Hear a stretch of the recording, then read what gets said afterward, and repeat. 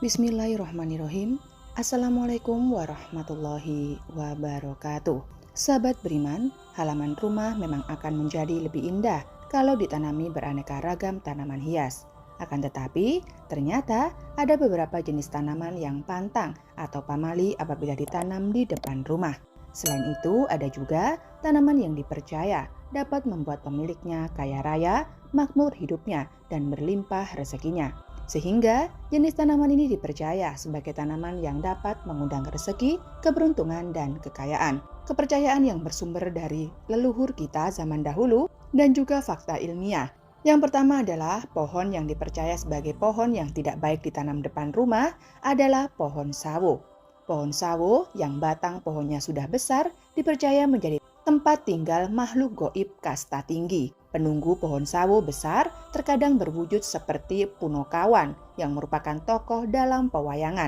Ada juga yang mengatakan bahwa pohon sawo menjadi lokasi tempat tinggal para hantu. Pohon sawo di depan rumah menjadi tempat tinggal yang nyaman bagi hantu jenis pesugihan, misalnya buto ijo dan tuyul. Pohon sawo yang dihuni oleh makhluk halus hanya pohon yang ditanam di depan rumah dan di pinggir jalan. Apabila pohon tersebut ditanam di belakang rumah atau di ladang, maka pohon sawo tersebut tidak akan dihuni oleh makhluk halus. Yang kedua, masih satu jenis dengan pohon sawo, tapi bukan sawo yang buahnya berwarna coklat, melainkan sawo yang buahnya berwarna hijau atau sawo Manila atau buah kenitu. Menurut kepercayaan orang tua di beberapa daerah di Jawa bahwa anak kecil yang berada di bawah pohon sawo hijau pada waktu maghrib, maka akan disesatkan pandangannya oleh makhluk halus, sehingga akan berjalan kebingungan tidak tentu arah. Lalu yang ketiga adalah pohon yang tidak baik ditanam di depan rumah, yaitu pohon randu. Pohon randu adalah pohon yang buahnya menghasilkan kapuk. Konon katanya apabila ingin melihat penampakan hantu pocong dan hantu kuntilanak, maka silakan mencari pohon randu yang besar. Datangi pohon randu tersebut di malam Jumat yang bertepatan dengan bulan purnama. Tepat di waktu tengah malam, hantu pocong dan kuntilanak akan menampakkan diri di ranting pohon randu. Lalu yang keempat adalah pohon ketapang. Daun ketapang membentuk tajuk. Cabang ranting tanaman ini bertingkat-tingkat sehingga membuat pohon tanaman ini terlihat indah. Pohon tanaman ketapang sering dijadikan pohon peneduh di taman kota dan di tepi jalan raya. Sayangnya, pohon ketapang juga dianggap pohon yang angker dan mistis karena menjadi tempat yang disukai makhluk halus berwujud kuntilanak. Pohon ketapang juga dipercaya disukai makhluk goib dari ilmu hitam. Pohon ketapang memiliki mitos jika pohon ini ditebang tanpa izin, maka si penebang akan mendapatkan kesialan dan terhambat rezekinya. Karena itulah, pohon ketapang dianggap sebagai pohon tanaman yang tidak baik apabila ditanam di depan rumah. Lalu yang kelima yaitu pisang raja sajen. Pisang sesaji atau pisang raja sajen pada saat jantung pisangnya akan keluar dan mengarah ke bawah. Konon katanya pada saat itu ada makhluk halus bernama Banaspati yang sudah menunggu. Makhluk halus tersebut menyukai air yang menetes keluar bersamaan dengan keluarnya jantung pisang tersebut. Banyak yang percaya bahwa suatu tempat yang dikunjungi hantu Banaspati, maka tempat itu akan diselimuti aura panas selama 3 hari. Aura panas yang dimaksud bukan panas yang membuat kulit melepuh atau panas yang membuat tubuh berkeringat. Aura panas yang dimaksud adalah aura panas mistis yang membuat suatu tempat menjadi tidak nyaman. Apabila tempat yang didatangi Banaspati adalah warung atau toko, maka bisa membuat warung dan toko tersebut menjadi sepi. Jika ingin menanam pisang raja sajen, sebaiknya di belakang rumah saja atau ditanam di ladang. Pohon yang dipercaya bisa membawa sial apabila ditanam di halaman rumah yang keenam adalah pohon nangka. Pohon nangka yang pohonnya belum terlalu besar, jika ditanam di area halaman, akan mempercantik halaman rumah.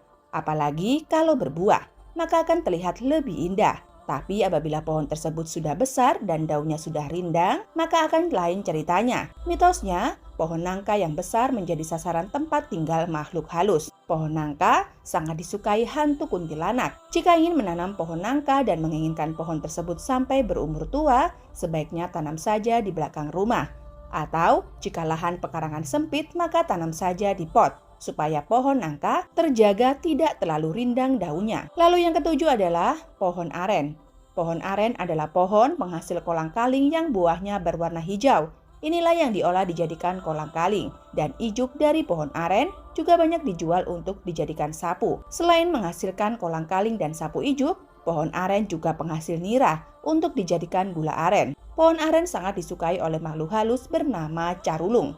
Hantu carulung adalah hantu yang suka menculik janin dalam kandungan ibu hamil. Karena itulah pohon aren dipercaya sebagai pohon yang tidak baik apabila ditanam di depan rumah. Jika ingin menanamnya, sebaiknya ditanam di kebun atau ditanam di ladang. Yang kedelapan adalah tanaman bunga kembang seribu. Tanaman bunga hydrans atau hortensia atau tanaman yang lebih dikenal dengan nama kembang seribu adalah tanaman bunga yang memiliki tampilan cantik dengan kelopak bunga besar dengan warna indah seperti warna biru, warna ungu, warna merah muda, dan warna putih. Karena warna bunganya yang indah, inilah menjadikan bunga kembang seribu salah satu jenis bunga populer di dunia. Akan tetapi, di balik keindahannya, bunga kembang seribu ini memiliki racun yang dapat membahayakan manusia serta hewan peliharaan. Maka dari itu perlu berhati-hati saat menanam dan merawat bunga kembang seribu ini. Sebaiknya jangan menanam bunga ini di depan rumah seperti di halaman rumah atau di teras rumah.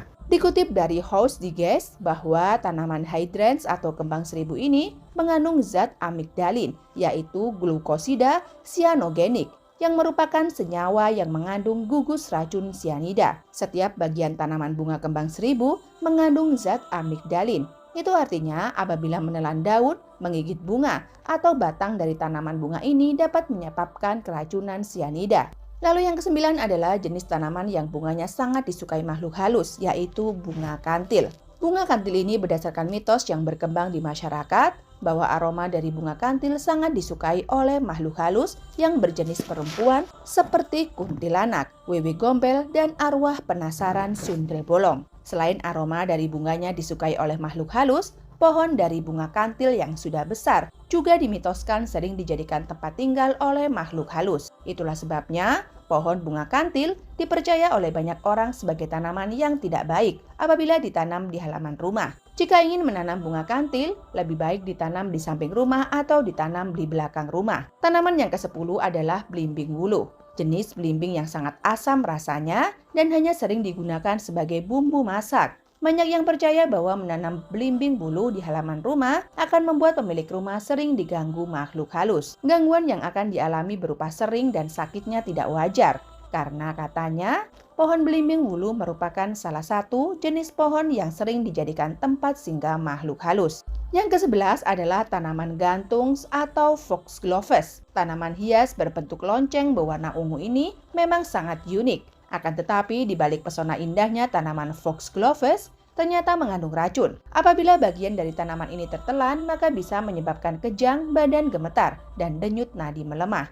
Kalau tertarik merawat tanaman ini, pastikan meletakkannya di tempat yang aman, tidak terlalu dekat dengan teras rumah. Lalu yang ke-12 adalah tanaman bunga lantana. Tanaman lantana memiliki bunga yang berukuran mungil berwarna putih, berwarna kuning, merah, dan berwarna ungu. Terkadang dalam satu kelopak bunga terdapat warna bunga yang berbeda. Daun dari tanaman ini mengeluarkan aroma jeruk yang harum ketika diremas. Dan yang harus diwaspadai bahwa semua bagian tanaman bunga lantana mengandung racun. Apabila bagian dari tanaman bunga lantana sampai tertelan, maka bisa berbahaya untuk manusia dan hewan peliharaan. Sebaiknya tanaman ini tidak ditanam di area depan rumah, seperti di halaman atau di teras rumah. Lalu yang ke-13 adalah tanaman hias bunga anggrek. Menurut kepercayaan orang terdahulu, bunga anggrek melambangkan kecantikan dan kebahagiaan dalam hubungan keluarga, berdasarkan warna bunganya.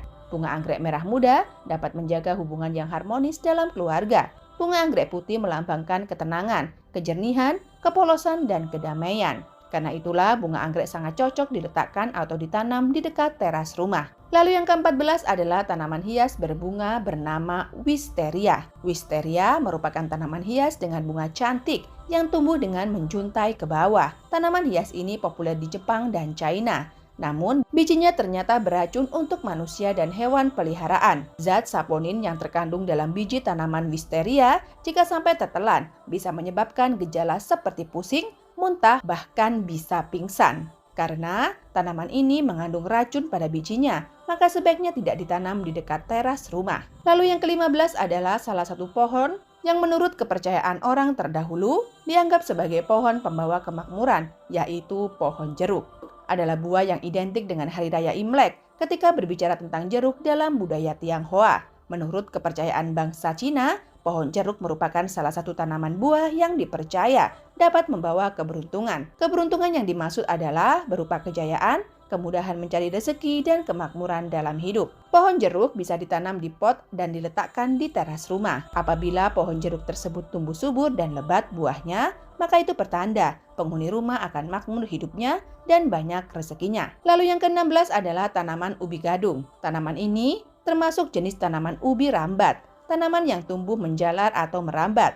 Ubi dari tanaman gadung ini bisa dikonsumsi, akan tetapi perlu proses yang tidak mudah untuk mengolah ubi dari tanaman ini supaya dapat dimakan, karena tanaman ubi gadung mengandung racun, dari mulai batangnya yang menjalar sampai dengan ubinya yang berada di dalam tanah. Itulah sebabnya tanaman ubi gadung adalah jenis tanaman yang tidak baik apabila ditanam di depan rumah, halaman rumah, atau dekat teras rumah, karena batangnya yang menjalar dari tanaman ini dapat mengeluarkan cairan semacam getah dan sangat beracun. Apabila cairan dari batang tanaman gadung sampai tertelan, maka kurang dari 1 jam orang yang menelan cairan getah dari tanaman gadung ini, perutnya akan merasa mual, kepalanya terasa pusing dan muntah-muntah. Sebaiknya tanaman ini tidak ditanam di dekat rumah. Cairan getah dari tanaman ini sangat bening, tidak terlihat dan sangat berbahaya. Apabila tangan tidak sengaja terkena getah dari tanaman ini lalu menyentuh makanan, maka makanan yang disentuhnya akan mengandung racun gadung. Lalu yang ke-17 adalah tanaman sukun. Buah sukun dapat digoreng, dijadikan cemilan, atau bisa dikukus. Tapi sayangnya, banyak yang percaya bahwa pohon sukun merupakan jenis pohon yang tidak baik apabila ditanam di dekat rumah. Selain akar dari tanaman pohon sukun ini dapat merusak tembok rumah, konon katanya pohon sukun merupakan jenis pohon yang dijadikan rebutan oleh makhluk halus. Makhluk halus akan saling adu kekuatan untuk menguasai pohon sukun. Akibatnya, rumah yang berada di dekat pohon sukun akan sering diselimuti kekuatan mistis. Baiklah sahabat, itulah tadi beberapa jenis tanaman yang dipercaya sebagai tanaman pembawa rezeki dan juga jenis tanaman yang dipercaya sebagai tanaman pembawa sial. Semoga video ini bermanfaat. Wa akhiron, wabila taufik wal hidayah. Wassalamualaikum warahmatullahi wabarakatuh.